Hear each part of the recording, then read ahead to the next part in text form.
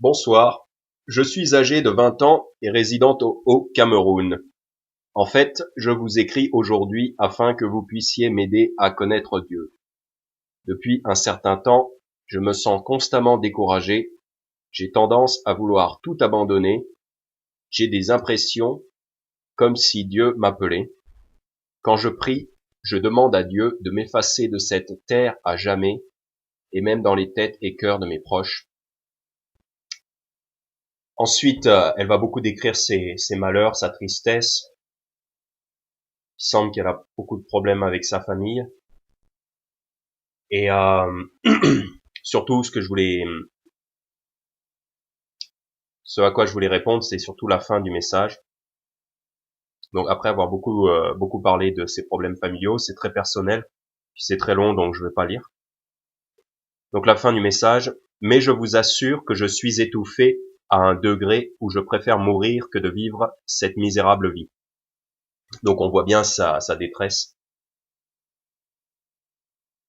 Mais il y a un truc que j'aimerais que Dieu me promette avant de me prendre à jamais le souffle, sauver ce monde. C'est bizarre, mais je me suis toujours dit que je sauverai ce monde des griffes du démon, peu importe les obstacles. Mais aujourd'hui, j'ai réalisé que les obstacles sont plus forts que moi, et je veux remettre la tâche entre les mains du Seigneur, car je suis fatigué par les coups, je pleure chaque jour, j'ai mal, je m'en veux de ne pas pouvoir supporter, mais je vous dis, ça me dépasse. Quand j'ai eu mes 20 ans, en janvier 2020, Dieu m'a dit qu'il devait réaliser mes désirs. Rien de tout cela ne se réalise. Au contraire, je suis plus tourmenté que jamais. Du coup, je sais plus à quoi penser, juste mourir. Mais qui sauvera le monde alors, si je meurs si bizarrement? Ma maman, comment elle se sentira? Voilà les choses qui me maintiennent en vie, mais je ne veux plus pleurer chaque jour, plutôt réfléchir, mais je n'y arrive pas. Aidez-moi, s'il vous plaît. Donc là, on a quelqu'un qui dit qu'elle est étouffée et elle préfère mourir que de vivre cette vie misérable. Et elle nous demande de l'aider à connaître Dieu. Donc, aujourd'hui, question-réponse numéro 7, c'est je veux sauver le monde, aidez-moi. Parce que en somme, c'est ça la question. La personne est dans la détresse et elle dit qu'elle a ce désir intense. Elle a l'impression comme si elle devait sauver le monde. Elle le dit, il y a un truc que j'aimerais que Dieu me promette avant de me prendre à jamais le souffle, sauver ce monde. C'est bizarre, mais je me suis toujours dit que je sauverais ce monde des griffes du démon, peu importe les obstacles. Donc tout d'abord, j'aimerais vous dire que c'est une bonne chose que vous ayez ce désir de sauver le monde. Souvent quand on dit je veux sauver le monde, c'est vrai que ça peut faire bizarre, parce que c'est pas l'homme qui sauve le monde, c'est Dieu qui sauve le monde. Mais ce désir qui est en vous, c'est une bonne chose. Et c'est bien que vous l'exprimiez. Donc surtout, ne faites pas de bêtises. Votre vie a de la valeur. Dieu veut vous sauver et Dieu veut vous faire vivre. Dieu veut vous soulager, vous faire vivre et que vous puissiez sauver le monde avec lui. Donc on va voir d'abord ce qu'il vous faut pour ça. Mais tout d'abord, je voudrais m'adresser à ce que vous dites. Vous dites, c'est bizarre, mais je me suis toujours dit que je sauverais ce monde des griffes du démon. Vous dites c'est bizarre. En fait, ce n'est pas bizarre. Sachez que vous n'êtes pas seul à avoir ce désir-là, ce zèle. C'est un zèle qui est présent dans l'être humain, et parce qu'en fait, ça nous vient de Dieu. Je vais vous lire un passage d'un livre sur la psychologie que j'ai lu. C'est un livre sur les surdoués. Donc la question, c'est pas de savoir si on est surdoué ou pas. C'est pas ça la question. Et quand je vais lire ce que je vais lire dans le bouquin, quand je vais dire surdoué, en fait, tout le monde peut se l'appliquer à soi-même. La question, c'est pas si on est surdoué ou pas. Donc, on va voir qu'il y a beaucoup de personnes qui partagent ce sentiment-là. Donc, vous n'êtes pas seul, déjà. Rien que dans le monde, parce que ça, c'est un livre mondain. Dans le monde, déjà, il y a beaucoup de personnes qui partagent ce sentiment. Donc, je vais le lire. Le livre, c'est ça. Je lis page 152. Pour l'adulte surdoué se joue intimement un perpétuel dilemme. Comment être heureux dans ce monde criant d'injustice? Comment se sentir égoïstement bien alors que tant d'autres souffrent? Ai-je le droit de rester centré sur ma petite vie sans me préoccuper du destin du monde? Donc là, on voit un petit peu le sentiment des gens qui se sentent concernés par toutes les injustices et tous les malheurs du monde et qui sentent qu'ils n'ont pas le droit, eux, d'être heureux alors que tout le monde souffre. Et on dirait que c'est un petit peu dans la question de la personne, elle se dit qu'elle n'a pas le droit vous avez absolument pas le droit de vous ôter la vie, ça c'est sûr, parce qu'il y a des gens qui ont besoin de vous, déjà. S'ôter la vie, même si vous souffrez, vous n'avez pas le droit de le faire, parce qu'il y a des gens qui ont besoin de vous, et Dieu veut vous sauver, Dieu veut vous faire vivre. Donc vous n'avez pas le droit de le faire. Et il y a aussi des gens qui peuvent être sauvés par vous, avec vous, grâce à vous. Disons que Dieu peut vous utiliser pour aller sauver des gens. Donc vous n'avez pas le droit de laisser tomber les gens. Puisque vous le dites un peu plus loin, vous dites, mais qui sauvera ce monde alors si je meurs si bizarrement? C'est bien dit, on le verra plus tard, mais vous avez un rôle à jouer. Donc je continue ma lecture du livre de psychologie. Donc comment être heureux, comment se sentir bien alors que tant d'autres souffrent? Je n'exagère pas, mais peu de ces adultes surdoués en parlent. Donc adultes surdoués, prenez-le pour vous, pour tous, ok? Que vous pensiez être surdoué ou pas, peu importe. Peu de ces adultes surdoués en parlent. C'est pour ça que c'est une bonne question, la question que vous posez, parce qu'il n'y a pas grand monde qui ose en parler, d'avoir envie de sauver le monde, parce que les gens vont ridiculiser ça, surtout les Français, ils sont complètement blasés, pour eux, il n'y a aucun espoir. D'ailleurs, c'est vrai, il n'y a aucun espoir sans Dieu. Et ce livre, c'est un livre écrit par une psychologue, elle a aucune solution, il n'y a aucune solution en dehors de la Bible. La Bible, par contre, a toutes les solutions. De A à Z. Mais le monde n'a pas de solution. Donc c'est normal que les Français qui sont incroyants, ils apportent aucune solution. Pour eux, c'est impensable de vouloir sauver le monde. Le monde est condamné, les gens vont mourir. Voilà, c'est ça le monde. Mais heureusement, la Bible n'est pas comme ça. Non. Alors, je continue. Peu de ces adultes surdoués en parlent. Qui le croirait? Qui partagerait cette compassion et ce sentiment d'impuissance coupable? Et il y en a qui le partagent, vous inquiétez pas, il y en a qui le partagent. On lui ferait immédiatement remarquer qu'on n'y peut rien, qu'on ne peut pas sauver le monde, qu'il est inutile de se faire un tel souci. En résumé, que cette attitude est ridicule et infantile.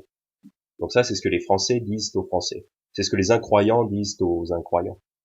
Ça fait pitié. Mais, si vous en parlez avec lui, et qu'il se sent écouté en toute confiance, vous verrez, il vous le confirmera, il se sent concerné par tout le temps. Donc, il y a des gens qui se sentent concernés par les injustices, par le malheur, la souffrance, la mort, et qui trouvent que c'est pas normal et qui veulent sauver le monde. Donc, vous n'êtes pas seul. Déjà, on voit que là, dans le monde, il y a des gens qui ont cette pensée-là. Sauf que eux, ils n'ont pas de solution. Parce qu'ils n'ont pas la Bible, ils n'ont pas de solution. Ils sont sans espoir. Mais nous, on a des solutions. Donc, vous n'êtes pas seul. D'abord parce que le monde, dans l'esprit humain, il y a ça, même chez les gens non sauvés, non chrétiens, non sauvés. Ensuite, cette attitude d'avoir envie d'aider, de sauver, de secourir, elle est partout dans la Bible. On va pas aller à tous les endroits, mais en fait, c'est une préoccupation, c'est un état d'esprit qui est bon et légitime. Et non seulement légitime, mais en plus que Dieu nous commande d'avoir. On va aller dans Proverbes chapitre 24. C'est un bon verset que j'aime beaucoup. Proverbe 24, versets 11 et 12. Si tu t'abstiens de délivrer ceux qui sont entraînés à la mort, et ceux-là qui sont sur le point d'être tués, si tu dis, voici, nous ne le savions pas, celui qui pèse le cœur ne le considérera-t-il point, et celui qui garde ton âme Ne le sait-il point? Et ne rendra-t-il pas à chaque homme selon ses œuvres? Donc ici, en Proverbe 24, versets 11 et 12, la sagesse de Dieu nous dit que si tu t'abstiens de délivrer ceux qui sont entraînés à la mort, c'est-à-dire si tu ne sauves pas les gens qui ont besoin d'être sauvés, au verset 12, en gros, il nous dit, si tu fais semblant de pas l'avoir vu, si tu passes sur l'autre trottoir pour faire comme si t'avais pas vu, en fait, c'est une faute. Et le Seigneur va vous en tenir rigueur. En fait, le Seigneur attend des gens qu'ils se sauvent les uns les autres, qu'ils veillent les uns sur les autres. Quand Caïn, il est fâché, il dit, suis-je le gardien de mon frère? En fait, la réponse c'est oui. Vous êtes le gardien de votre frère. Vous êtes le gardien des autres êtres humains. Donc cette attitude-là d'avoir envie de sauver, elle est bonne. Elle nous est donnée par la Bible, elle nous est commandée par la Bible. Et si on le fait pas, ici on voit qu'en Proverbe 24, on voit bien que si on le fait pas, c'est une faute. Le Seigneur va nous le redemander. On a ça aussi en Job chapitre 31. À Job, il arrive tout un tas de malheurs, et du coup, parce qu'en fait c'est Satan qui l'attaque, et Job, il sait pas pourquoi il est attaqué, parce qu'il sait que il est pas coupable de péché majeur. Job est un homme bon, et Dieu même le dit, que Job est un homme bon. Donc Job ne comprend pas pourquoi il est attaqué, et il ne sait pas que c'est le diable qui l'attaque. Et donc il analyse sa conduite pour essayer de voir, et puis surtout pour se justifier, pour montrer qu'il a rien fait de mal. Donc il justifie sa conduite, qui est une bonne conduite. Donc en Job 31,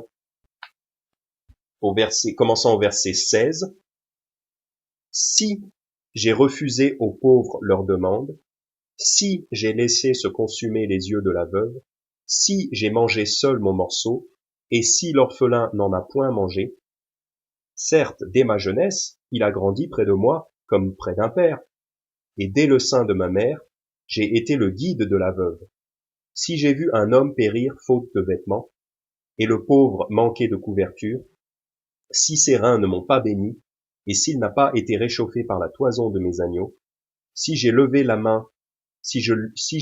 main contre l'orphelin, parce que je me voyais appuyé à la porte, que mon épaule tombe de ma nuque, et que mon bras soit cassé et séparé de l'os, car la frayeur serait sur moi avec la calamité de Dieu, et je ne pourrais pas subsister devant sa majesté.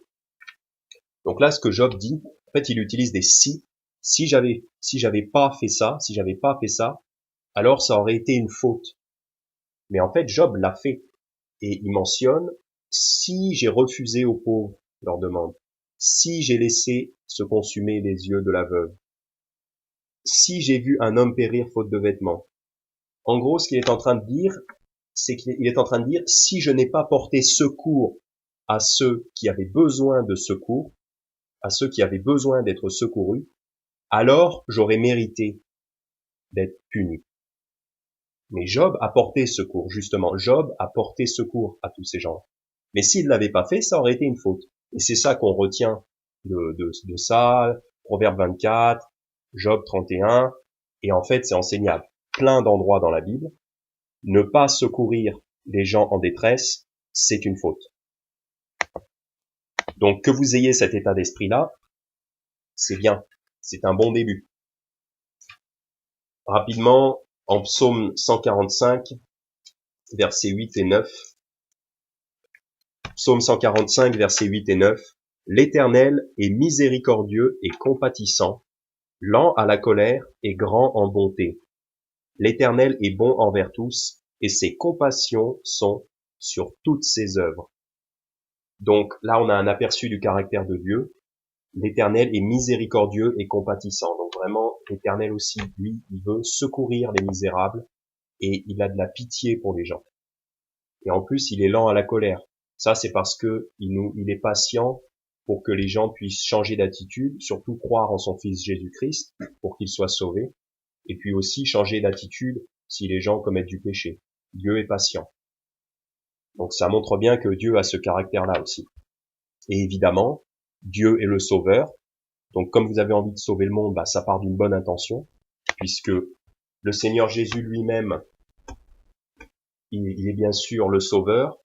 Donc comme il est dit en Luc chapitre 9,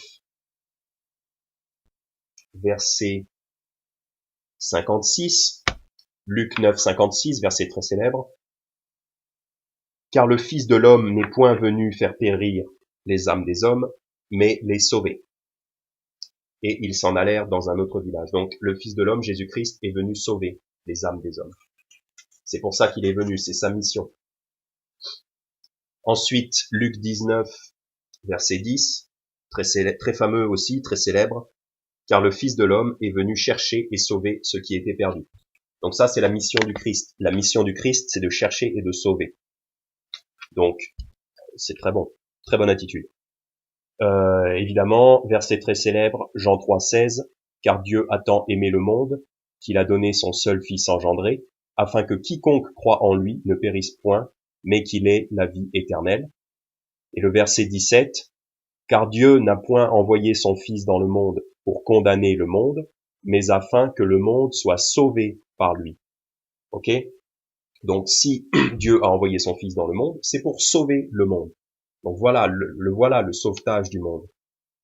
Dieu présente son salut à toutes les nations, tous les gentils, donc c'est-à-dire toutes les nations, tous ceux qui sont pas Israël, donc Israël et tous les autres, tout le monde entier, quiconque.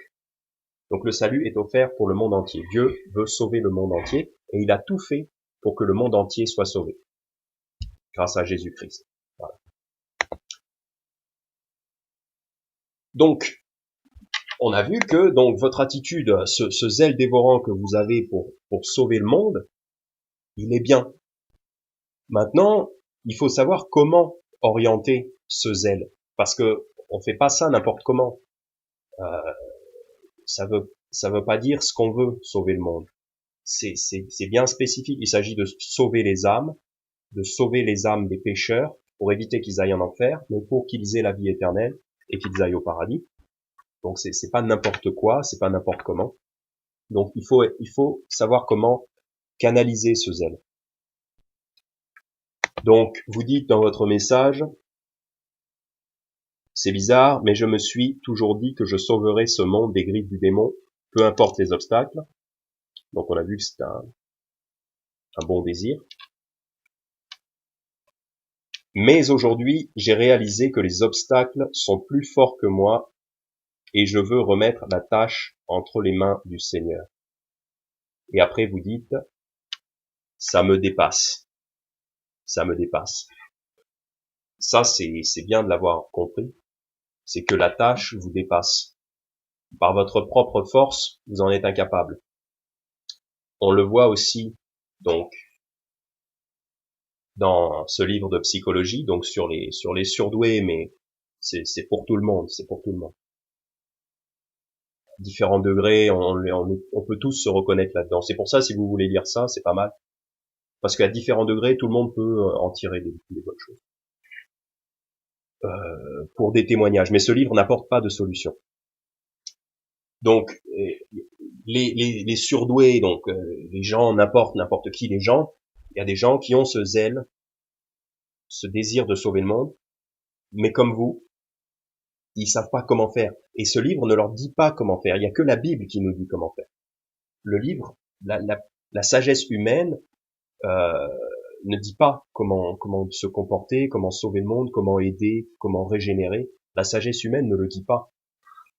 Et donc du coup, ces gens du monde, les gens qui sont pas croyants, qui sont pas sauvés, eux aussi ça les dépasse. Ils s'en rendent compte. Regardez. Écoutez. Page 151. Donc là, on a un témoignage d'une personne qui est allée voir la psychologue. Mon projet, vous allez sûrement vous moquer de moi, me confie Julien, serait d'aider l'humanité à mieux vivre. Mais non, Julien, on va pas se moquer de vous. C'est très légitime, c'est très bon. Maintenant, rejoignez-nous. Rejoignez-nous pour le faire pour de vrai. Rejoignez le Christ, d'abord. Rejoignez le royaume de Dieu. Et là, vous pourrez le faire pour de vrai. La psychologue, elle lui donne aucune vraie réponse satisfaisante. Mais Julien, on va pas se moquer de lui. Encore un cran au-dessus, on trouve Michel qui murmure conscient de la mégalomanie de son désir, que ce qu'il souhaiterait serait d'être un homme comme Jésus ou Bouddha pour transmettre un message au monde et faire profondément évoluer les hommes. Donc là, le problème de Michel, c'est que il sait pas ce que c'est que le vrai salut, parce que il dit que Jésus, Bouddha, c'est à peu près équivalent, il aimerait bien être l'un ou l'autre. Donc le problème de Michel, c'est qu'il n'est pas sauvé. Pareil, le problème de Julien, c'est qu'il n'est pas sauvé. Le problème de ce livre, c'est qu'il n'y a pas la Bible. Et le problème de la personne qui pose la question, c'est que j'ai bien peur qu'elle soit pas sauvée. Je continue à lire. Donc le monsieur, il aimerait faire comme Jésus ou Bouddha. Ça part d'une bonne intention, mais c'est mal orienté, évidemment. C'est mal orienté, puisque si on comprend pas que Bouddha est un faux prophète, on n'a rien compris, quoi. On n'est pas sauvé, donc il faut d'abord être sauvé. On voit bien le gouffre qui sépare ce qui relève de la réalité et du rêve grandiose, mais qui taraude toujours le surdoué. Même lorsqu'il n'en dit rien et qu'il semble s'y ranger dans une vie classique au bonheur simple et à la réussite complaisante. Ne vous y trompez pas, au fond de lui, le projet insensé continue de murmurer. Donc, on a la personne préoccupée, tourmentée par cette envie d'aider l'humanité, de sauver les gens, de les faire aller mieux, de travailler pour le vrai, de travailler pour la justice, la rédemption. On a cette envie-là dans les gens, mais ils sont tourmentés, ils ont jamais la solution, et le monde n'a pas la solution. D'ailleurs, le monde pourrait se moquer d'eux, parce que le monde n'a pas Dieu. Donc, ils n'ont aucun espoir. Et c'est ça leur problème. Et dans ce livre de psychologie, il mentionne, on voit bien le gouffre qui sépare ce qui relève de la réalité et du rêve grandiose. Le problème de ces gens-là, c'est qu'ils ont un gouffre entre leur désir et entre la réalité. Or, en Jésus-Christ, ce gouffre, on le franchit. On vous permet de le franchir. Jésus-Christ vous permet de franchir ce gouffre. Et ensuite, vous pouvez travailler avec lui. Le monde ne parle jamais comment franchir ce gouffre. Et du coup, ils sont là, ils disent, je sais pas moi, faites du sport, ils ont des solutions un peu temporaires comme ça. Mais ce gouffre, on peut le franchir grâce à Jésus-Christ. C'est ça qui est merveilleux. Mais ça vous dépasse, sauver le monde, ça vous dépasse, parce que en fait, vous n'avez pas l'Esprit de Dieu. Et comme ces gens-là du bouquin, ils n'ont pas l'Esprit de Dieu, c'est en général, c'est les Français, en général, ils croient pas en Dieu, voilà. Ils sont surtout pas sauvés. Et quand vous avez pas l'Esprit de Dieu, vous êtes sans force. Parce qu'en fait, dans le monde, il y a deux royaumes, il y a le royaume de Dieu, et il y a le royaume des ténèbres. Quand on est sauvé, on appartient au royaume de Dieu. On est transporté dans le royaume, on est adopté dans la famille de Dieu, et donc on appartient au royaume de Dieu. Mais avant d'être sauvé, on est dans le royaume du diable. On est sous l'influence du diable. On voit ça clairement dans la Bible, en Acte 26, au verset 18. Acte 26, au verset 18. Donc en fait, c'est l'apôtre Paul qui rend témoignage de sa conversion. Et l'apôtre Paul va citer ce que le Seigneur Jésus lui avait dit. Donc en fait, là on a ce que le Seigneur Jésus avait dit à Paul au moment de sa conversion. Donc voilà ce que le Seigneur Jésus dit à Paul. Je t'ai délivré d'entre le peuple et les gentils, et je t'envoie vers eux maintenant, pour leur ouvrir les yeux, parce que les gens, avant d'être sauvés, ils sont aveugles. Donc le Seigneur Jésus, il envoie Paul vers les gentils pour leur ouvrir les yeux, et les détourner des ténèbres à la lumière, et du pouvoir de Satan à Dieu, afin qu'ils puissent recevoir le pardon des péchés et l'héritage parmi ceux qui sont sanctifiés par la foi qui est en moi. Donc on l'a ici. Le Seigneur Jésus, il dit, va leur prêcher l'évangile, va vers eux, va vers les non-croyants, va leur prêcher l'évangile, afin de les détourner du pouvoir de Satan à Dieu. Parce que avant de croire l'évangile, les gens sont sous le pouvoir de Satan. Ils sont sous son influence. Ça ne veut pas dire qu'ils sont possédés par le diable, mais ça veut dire qu'ils sont sous son influence. C'est des royaumes complètement distincts. En Éphésiens chapitre 2, on a ce concept-là qui est enseigné aussi.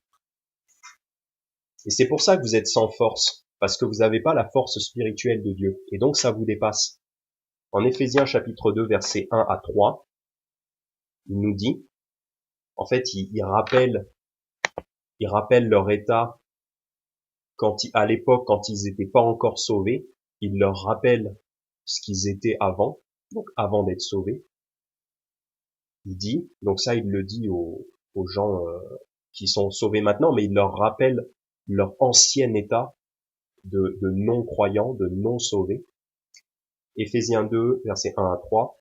Et vous qui étiez morts dans vos fautes et dans vos péchés, dans lesquels vous avez marché autrefois, selon le train de ce monde, selon le prince du pouvoir de l'air, de l'esprit qui agit maintenant dans les fils de la désobéissance, parmi lesquels nous vivions tous autrefois, selon les convoitises de notre chair, accomplissant les désirs de la chair et de nos pensées, et nous étions par nature des enfants de colère, comme les autres. Donc, il dit qu'on était des enfants de colère. Ça ne veut pas dire qu'on était des enfants du diable, on n'était pas des enfants du diable, mais on était des enfants de colère, à cause de nos péchés. Et il nous dit, au verset 2 et 3, il nous dit, on marchait selon le train de ce monde, donc c'est-à-dire selon le train de ce monde, c'est-à-dire selon toutes les choses que font le monde, c'est-à-dire tout ce qui plaît pas à Dieu. Selon le prince du pouvoir de l'air, donc ça, je pense que c'est Satan. Donc en fait, on fait la volonté du diable quand on n'est pas sauvé. Ça veut pas dire qu'on est très méchant, mais dans le fond, on participe à son royaume, quoi. En étant plus ou moins victime, mais en même temps coupable aussi, en étant sous le pouvoir de Satan. De l'esprit qui agit maintenant dans les fils de la désobéissance. Donc il y a cet esprit-là, c'est pas l'esprit de Dieu, c'est l'esprit du monde. Et ensuite au verset 3, il dit que par lesquels nous vivions tous autrefois, selon les convoitises de notre chair, accomplissant les désirs de la chair et de nos pensées. Donc ça, c'est quand on n'est pas sauvé, on ne peut que accomplir les désirs de notre chair et de notre pensée. Parce qu'on ne connaît pas la volonté de Dieu. Si on n'est pas sauvé, on connaît rien de la volonté de Dieu. D'ailleurs, c'est comme il est dit en Ésaïe 53, verset 6, avant d'être sauvés, nous étions tous errants comme des brebis, nous suivions chacun son propre chemin. Et l'Éternel a fait venir sur lui l'iniquité de nous tous. Donc l'Éternel a fait venir sur Jésus le péché de nous tous, parce que nous autres, on faisait toutes les choses qui nous plaisaient à nous, mais pas les choses qui plaisaient à Dieu. Voilà pourquoi, avant d'être sauvé, ça vous dépasse complètement le fait d'aider les autres. Vous ne pouvez pas aider les autres. Vous n'êtes vous-même, vous êtes mort dans vos fautes et dans vos péchés, comme dit Éphésiens chapitre 2, verset 1. Donc vous pouvez pas aider quelqu'un d'autre, malheureusement. Et c'est pour ça que vous avez besoin d'être transféré. Il y a ce royaume de Satan. Satan est le prince de ce monde. Pour pouvoir aider ce monde et aider à sauver ce monde, il faut que vous soyez transféré de ce royaume de Satan au royaume de Dieu. Comme il est dit en Colossiens chapitre 1, versets 12 à 14, rendant grâce au Père, qui nous a rendus capables d'avoir part à l'héritage des saints dans la lumière, qui nous a délivrés du pouvoir des ténèbres et nous a transportés dans le royaume de son Fils bien-aimé, en qui nous avons la rédemption par son sang, c'est-à-dire la rémission des péchés. Donc, pour les gens qui ont cru en Jésus-Christ, qui ont cru l'Évangile, Dieu nous a rendus capables d'avoir part à l'héritage des saints dans la lumière, et il nous a délivrés du pouvoir des ténèbres, et nous a transportés dans le royaume de son Fils bien-aimé. Donc, on était sous le pouvoir des ténèbres, et au moment où on a cru à l'Évangile, on a été transporté dans le royaume du Fils bien-aimé. Comme si vous aviez une ancienne nationalité. Là, au départ, votre nationalité, c'est français ou camerounaise. Et au jour où vous croyez en Jésus-Christ, il vous transfère de ce royaume, parce que la France est gouvernée par Satan, dans le fond, aux plus hautes instances. Enfin, c'est les esprits qui sont derrière, c'est pas l'esprit de Dieu. Le Cameroun, pareil. Et à l'instant où vous croyez en Jésus-Christ, vous êtes passé dans le royaume de Dieu. Vous obtenez une nouvelle nationalité. Vous êtes fait un citoyen de la maison de Dieu, citoyen de l'Israël de Dieu. Donc vous devenez de la famille de Dieu, de la nation de Dieu, la nation sainte. Donc il vous transporte dans son royaume. Et là vraiment, vous avez les bases solides pour aider, pour sauver, pour agir. Non seulement maintenant vous êtes sauvés, parce que c'est ça le salut. Jean chapitre 5 verset 24, en vérité, je vous dis, que celui qui écoute ma parole et qui croit à celui qui m'a envoyé a la vie éternelle, et il ne vient point en condamnation, mais il est passé de la vie à la mort. Donc on a vraiment cette idée d'un passage, le passage de la vie à la mort. Non, pardon, c'est pas ça, il est passé de la mort à la vie. Celui qui écoute ma parole et qui croit à celui qui m'a envoyé a la vie éternelle, et il ne vient point en condamnation, mais il est passé de la mort à la vie. C'est ça le truc. On était mort avant, à cause de nos péchés, et on était sous l'influence de Satan. Au moment où on croit l'évangile, on est passé de la mort à la vie.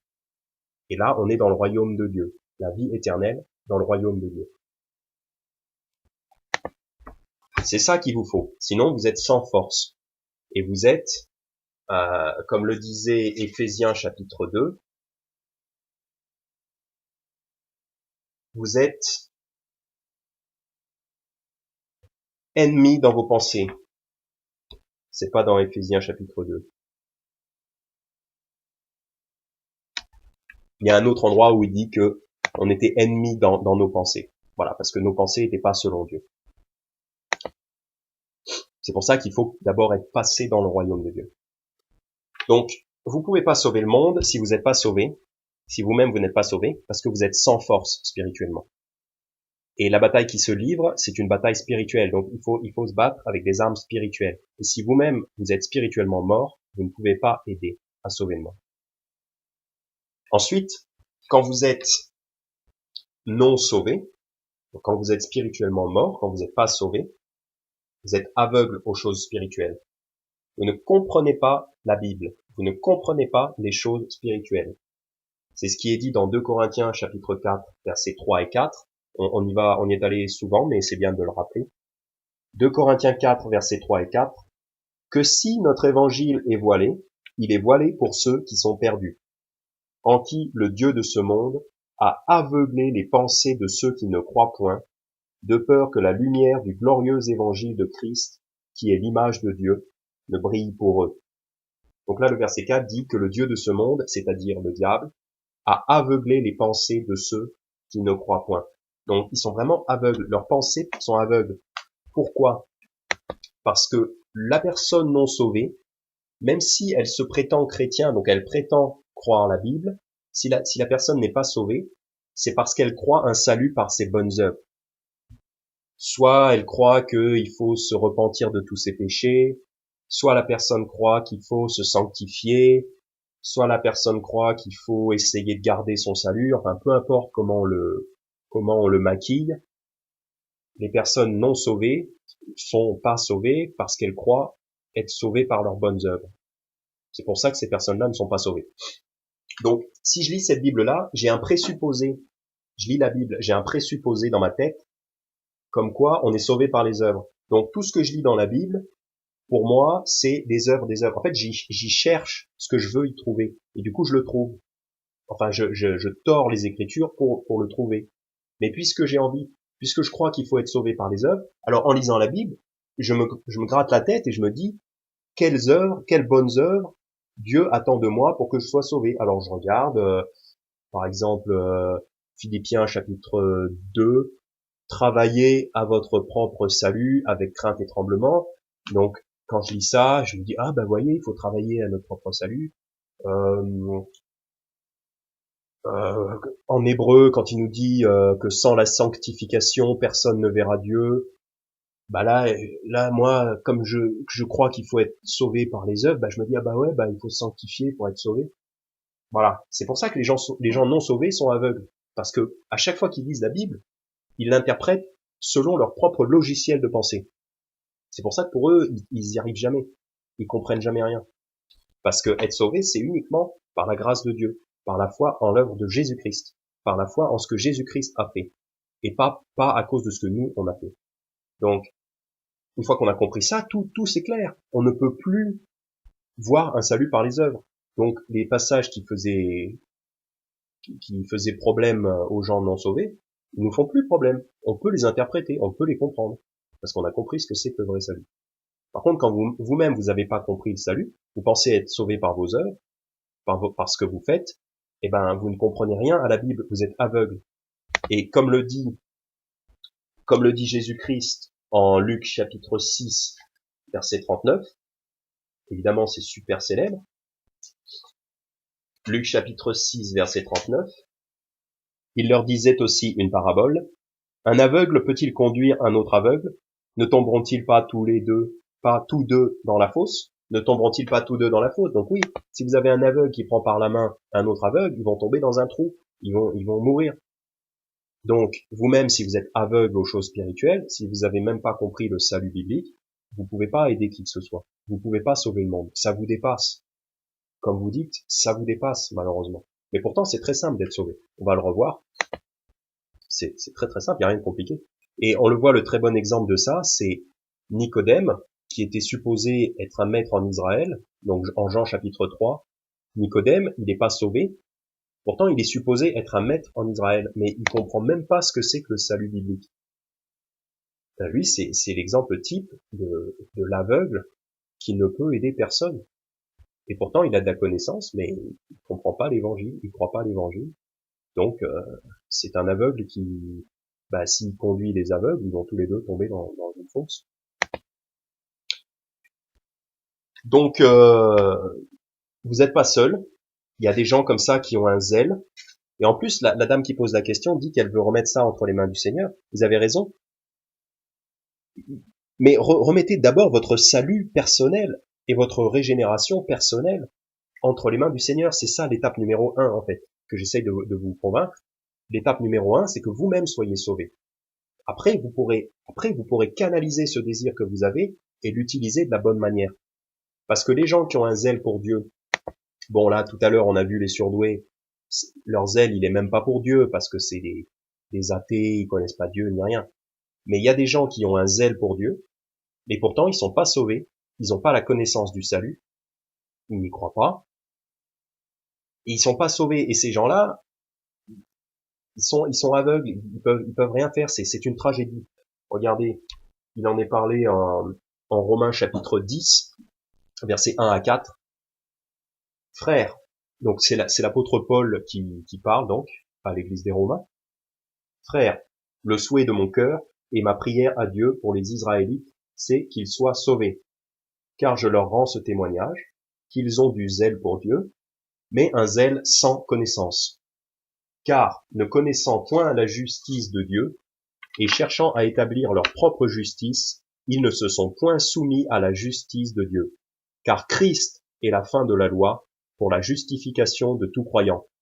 Donc là, qu'est-ce qui se passe? Il y a les Israélites selon la chair. Ils ont un zèle pour Dieu, parce qu'ils ont l'Ancien Testament. Donc, ils ont une certaine religiosité, une certaine religion. Ils ont un zèle pour Dieu. Peut-être un peu comme beaucoup de chrétiens, comme beaucoup de gens qui se disent chrétiens aujourd'hui, ils ont un zèle pour Dieu, mais sans connaissance. Pourquoi?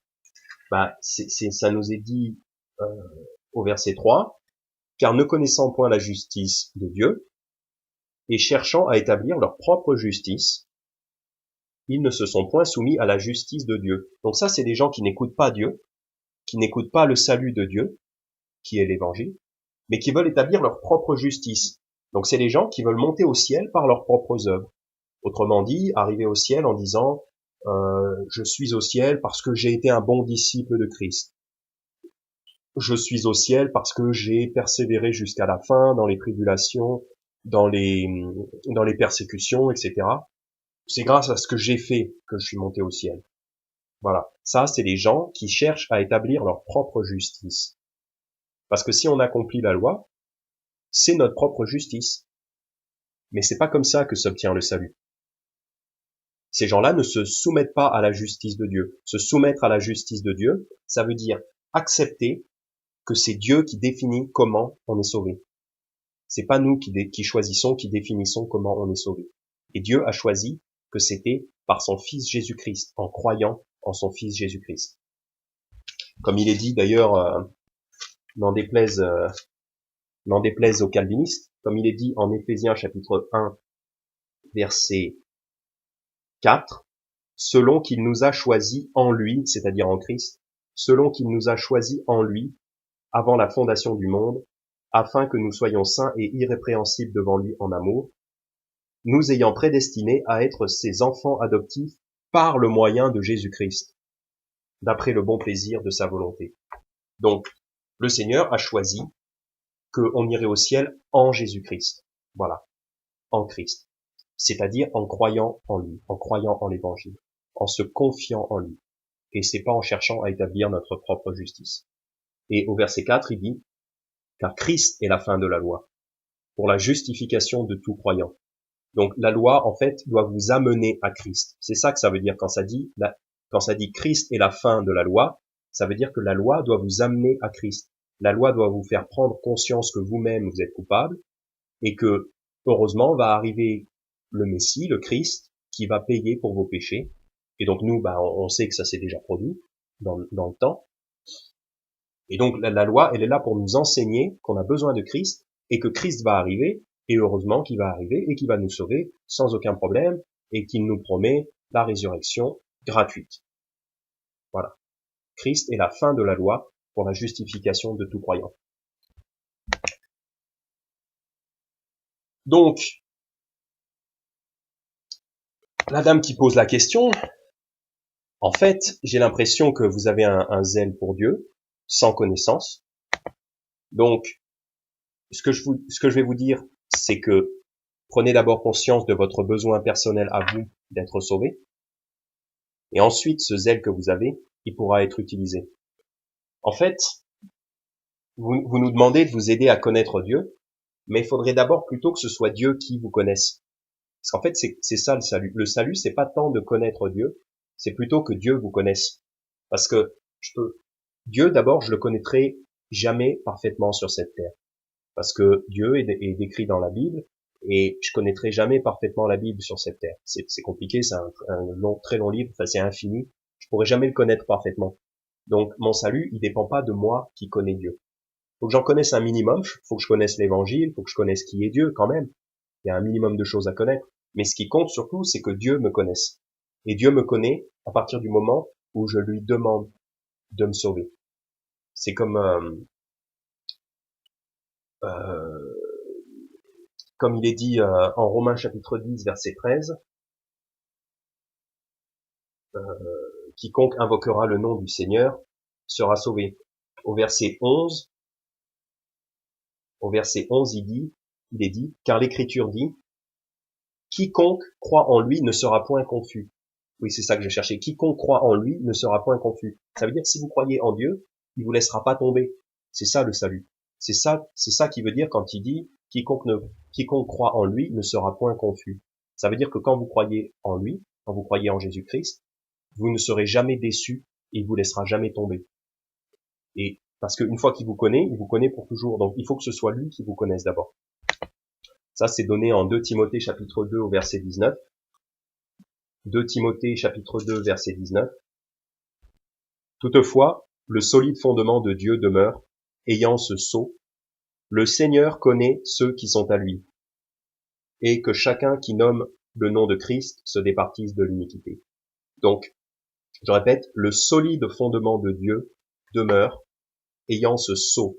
Donc c'est un solide fondement, c'est une fondation sûre, c'est une sécurité. En plus, il dit ayant ce sceau. Donc un sceau, c'est pour prouver l'inviolabilité de quelque chose, c'est pour assurer la sécurité de quelque chose. Donc la sécurité de notre foi en Dieu, c'est que le Seigneur connaît ceux qui sont à lui. Donc pour être en sécurité, pour être sauvé, pour être en sécurité, il faut plutôt que ce soit Dieu qui vous connaisse. Et Dieu vous connaîtra si vous invoquez son nom et que vous lui demandez de vous sauver, en vertu de l'évangile.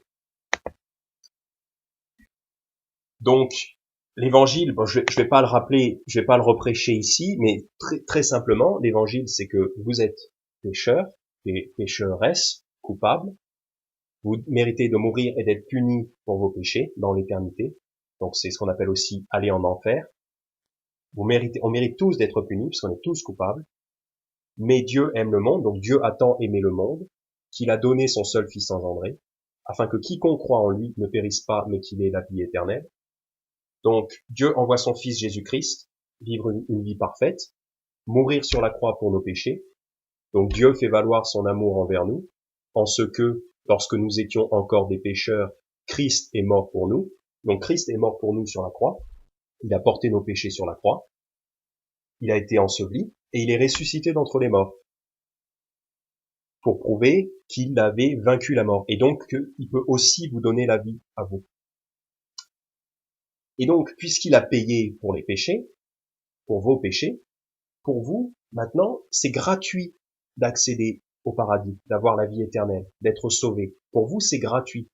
C'est ça l'évangile, c'est la bonne nouvelle, c'est que pour vous, c'est totalement gratuit.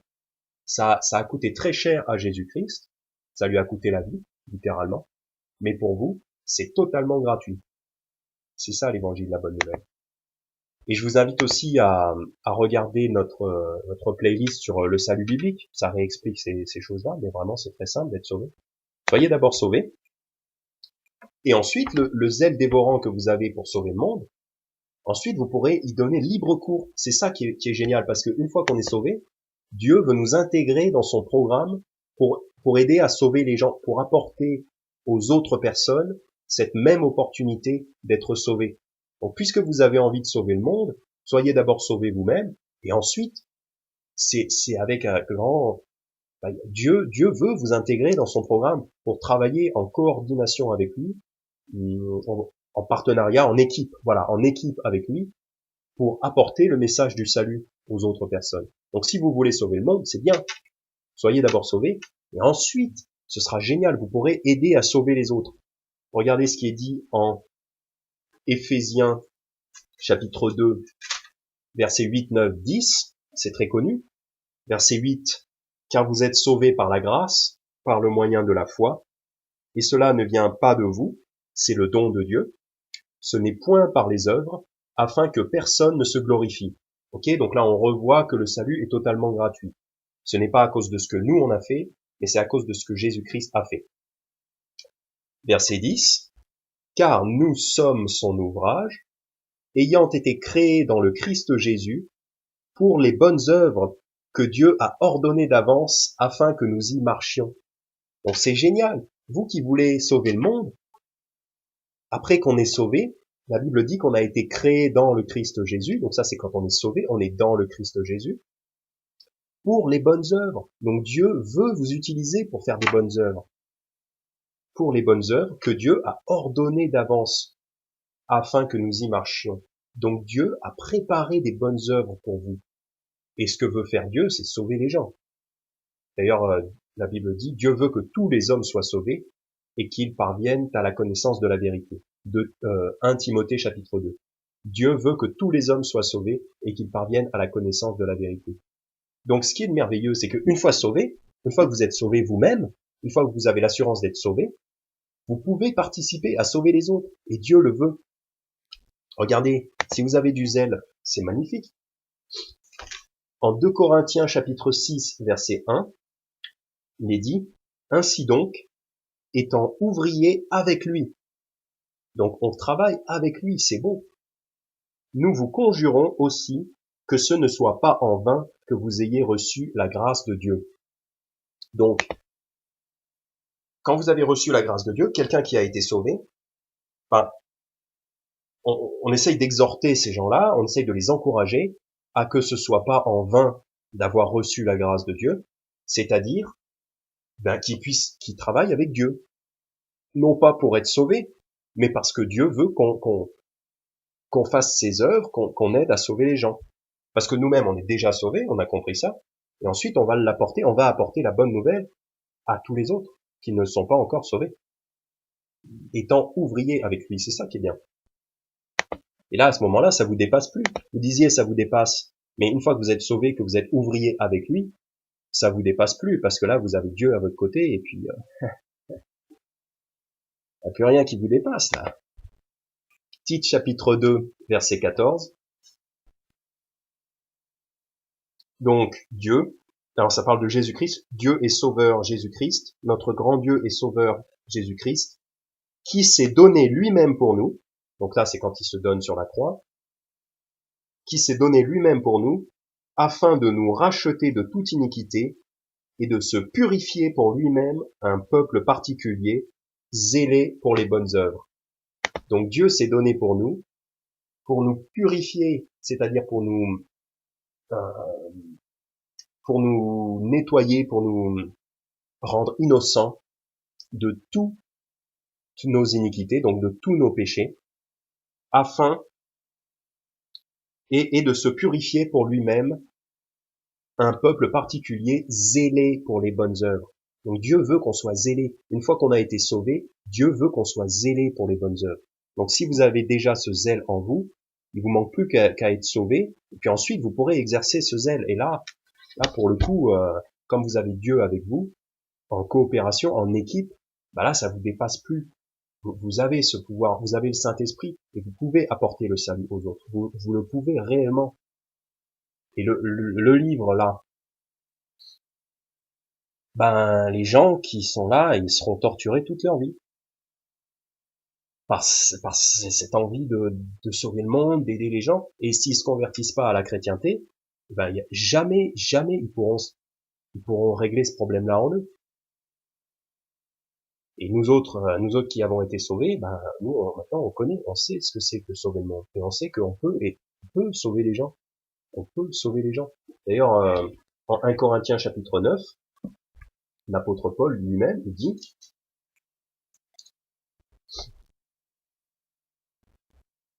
1 Corinthiens chapitre 9 au verset 22, « J'ai été comme faible avec les faibles, afin de gagner les faibles.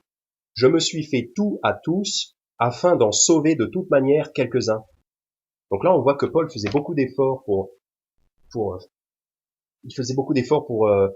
s'intégrer dans les sociétés locales, pour pas offenser les gens et tout ça. Enfin, il faisait beaucoup d'efforts pour essayer de toute manière, de toutes les manières possibles, d'en sauver quelques-uns.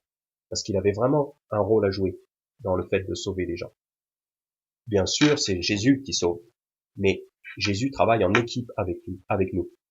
Comme il est dit en 2 Corinthiens chapitre 6 verset 1, « Ainsi donc, étant ouvrier avec lui ». Ça veut dire qu'on travaille avec lui, qu'on œuvre avec lui pour essayer de sauver les gens. Donc, en conclusion, si vous n'êtes pas sûr d'être sauvé, et que vous avez ce désir de sauver le monde, ou pas d'ailleurs, vous devriez avoir ce désir de sauver le monde, d'aider votre prochain, de sauver votre prochain. Mais si vous n'êtes pas sauvé, soyez d'abord sauvés. Réconciliez-vous avec Dieu. Regardez la playlist sur les moments, sur le salut biblique. Et ensuite, vous pourrez laisser libre cours à ce zèle de sauver le monde. De la bonne façon. À la façon de Dieu. Et pour nous qui sommes déjà sauvés, donc ayons aussi nous-mêmes ce zèle dévorant qui est chez cette dame qui pose la question là. Et si on n'a pas ce zèle dévorant, bah il faudrait qu'on l'ait. Il faudrait qu'on en fasse notre caractéristique. Et souvenons-nous qu'il y a des gens qui ont ça en eux, des gens non sauvés qui ont ça en eux, mais qui peuvent rien faire, et ça les tourmente, ça les torture, ça les tourmente, parce qu'ils ne savent pas comment faire pour aider. Mais nous, on sait comment faire pour aider. Alors allons vers les autres et disons-leur, et aussi estimons-nous heureux de notre chance de savoir. Les gens qui ont du zèle pour Dieu sans connaissance, c'est tragique. On a vu tout à l'heure en Romains chapitre 10 que les Israélites, ils avaient un zèle pour Dieu sans connaissance. Et juste au chapitre précédent, au chapitre 9, Paul dit qu'il a une grande tristesse et un continuel chagrin dans son cœur pour ces gens-là. Parce que c'est très triste. C'est triste les gens qui ont un zèle pour Dieu, mais qui connaissent pas le vrai évangile. C'est triste. J'en ai rencontré des comme ça, des gens qui étaient chrétiens, qui aimaient la Bible, mais ils savaient pas comment faire pour être sauvés. Il faut leur dire. Il faut leur dire. C'est pas comme des grosses brutes qui sont méchants, et des hommes violents, tout ça. Non, c'est des gens qui ont vraiment un zèle pour Dieu. Mais malheureusement, la connaissance leur a pas encore été emmenée. Donc, réjouissons-nous que nous autres, on peut leur emmener cette connaissance. C'est quel bonheur, quelle bénédiction de pouvoir apporter cette délivrance-là à quelqu'un, cette connaissance de comment bien servir Dieu, comment bien utiliser votre zèle en prêchant l'évangile. Voilà. Et puis la dame, elle disait à la fin, ça j'ai oublié de le traiter, elle disait, mais qui sauvera le monde alors si je meurs si bizarrement? Elle pose la question, elle dit, qui sauvera le monde si moi je meurs, si je me tue, si je me suicide, qui sauvera le monde? Ben, la réponse c'est personne. Parce que on a déjà vu ça. Vous avez un rôle à jouer extrêmement important. Je me souviens, c'était le pasteur Jiménez qui disait ça, qui avait dit ça. Si vous n'êtes pas là, si vous participez pas dans une église locale, si vous participez pas à l'évangélisation dans l'église locale, on pourra se passer de vous, mais vous êtes irremplaçable. Autrement dit, si vous n'êtes pas là, bah nous autres, on va faire quand même ce qu'on a à faire, mais vous êtes irremplaçable parce que il y a des choses que vous pouvez faire et que personne d'autre ne peut faire. Donc, pour répondre à votre question, vous dites, si je meurs si bizarrement, qui est-ce qui sauvera le monde? Bah, en fait, il y a personne qui peut faire ce que vous faites. Donc, prenez-le très sérieusement. C'est une bonne interrogation que vous avez. La réponse est, il y a personne qui peut vous remplacer. Vous êtes unique. Parce que, il dit en 2 Corinthiens chapitre 4, verset 3, si notre évangile est voilé, il est voilé pour ceux qui sont perdus. Autrement dit, si on cache l'évangile, bah, c'est les gens qui sont pas sauvés qui vont mourir et aller en enfer. Donc, si vous cachez l'évangile, si vous ne participez pas à prêcher l'évangile, bah, vous contribuez au fait que les gens ne l'entendront pas et iront en enfer. Vous avez un rôle à jouer. Donc, pour la personne qui pose la question, surtout, reconsidérez de vous donner la mort. J'espère que ces pensées-là vous ont quitté, parce que Dieu veut vous donner la vie éternelle. Et d'ailleurs, il a promis qu'il effacerait toutes les larmes de tous les yeux. En Révélation chapitre 21,